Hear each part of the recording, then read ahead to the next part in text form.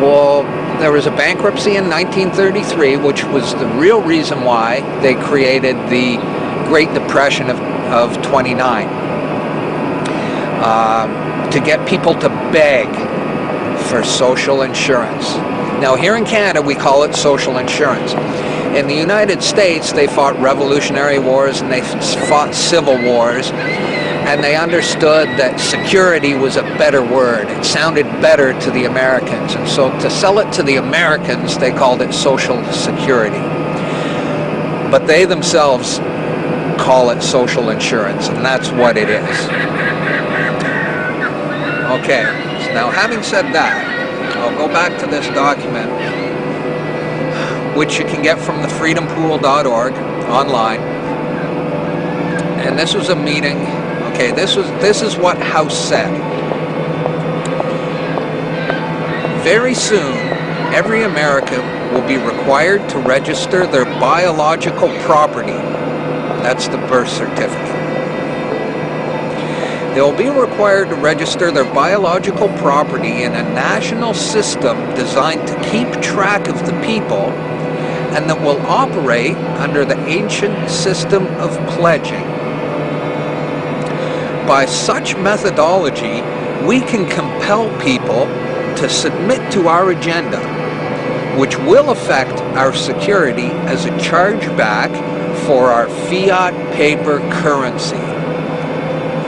Every American will be forced to register or suffer not being able to work and earn a living. The sin. They will be our chattel. That means slaves. It means collateral. You're secured as collateral. They will be our chattel, and we will hold the security interest over them forever. By operation of the law merchant under the scheme of secured transactions. Americans, by unknowingly or unwittingly delivering the bills of lading to us, will be rendered bankrupt and insolvent, forever to remain economic slaves through taxation, secured by their pledges, the birth certificate. They will be stripped of their rights and given a commercial value designed to make us profit, and they will be none the wiser. For not one man in a million could ever figure out our plans. And if by accident one or two would figure it out, we have in our arsenal plausible deniability. After all, this is the only logical way to fund government, by floating liens and debt to the registrants in the form of benefits and privileges. This will inevitably reap us huge profits beyond our wildest expectations and leave every American a contributor to this fraud, which we will call social insurance. Without realizing it, every American will insure us for any loss we may incur in this manner. Every American will unknowingly be our servant, however begrudgingly.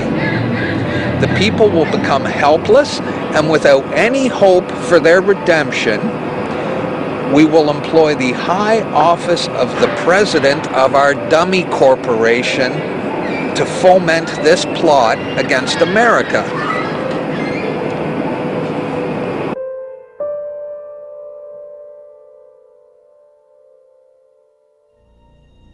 This is a certified true copy of my live statement of birth. You can get this by applying for it at the Registrar General. They'll give it to you.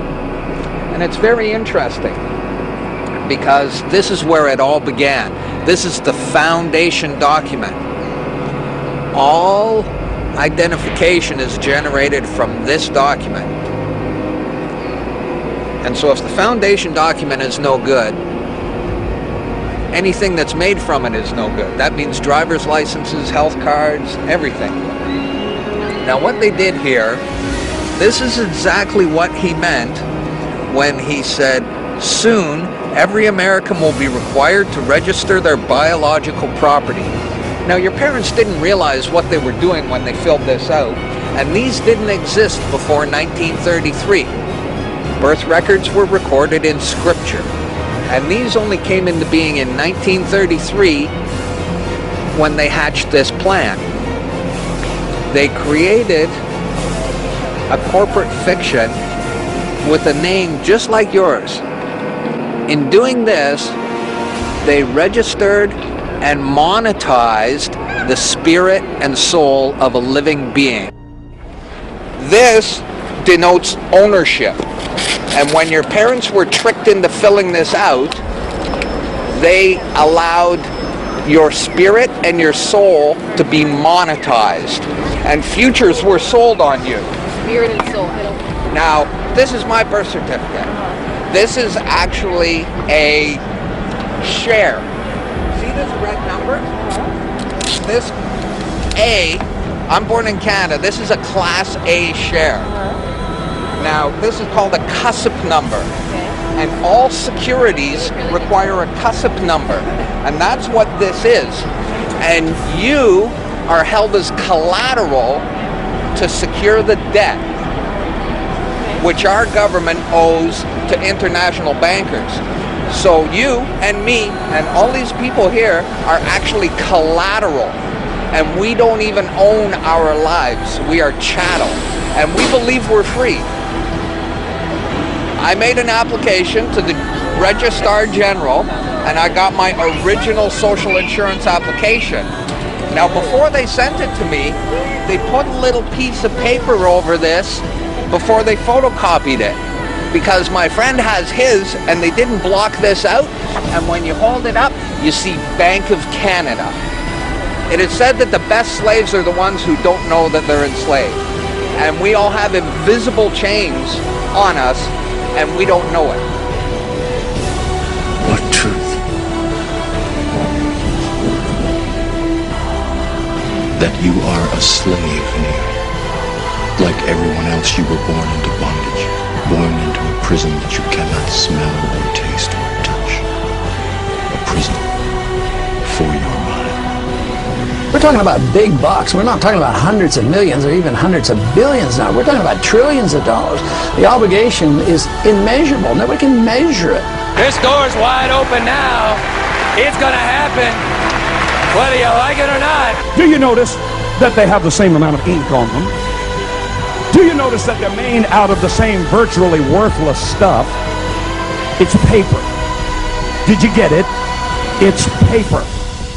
When we create money, we have created an instrument of value that has no value of its own. And it's just as expensive or inexpensive to print the 20 as it is to print the 1.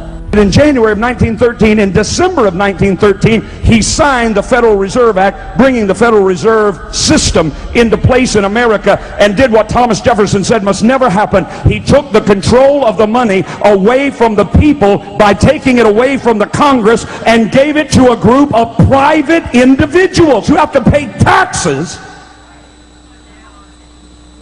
on the money they loan the government.